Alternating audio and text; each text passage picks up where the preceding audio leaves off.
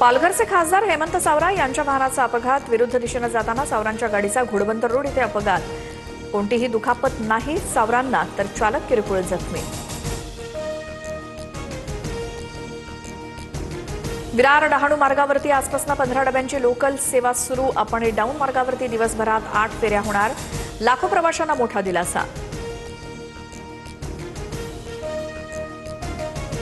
नागपूर जिल्हा नियोजन समिती सदस्यांची यादी जाहीर. आमदार कोट्यातनं मोहन मते आणि चरणसिंग ठाकूर यांची निवड. 4 नामनिर्देशित सदस्यांची नियुक्ती, तर 14 जणांना विशेष निमंत्रित म्हणून संधी.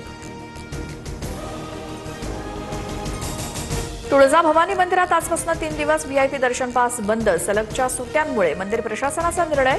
तुळजाभवानीच्या दर्शनासाठी मोठ्या संख्येनं भाविक दाखल.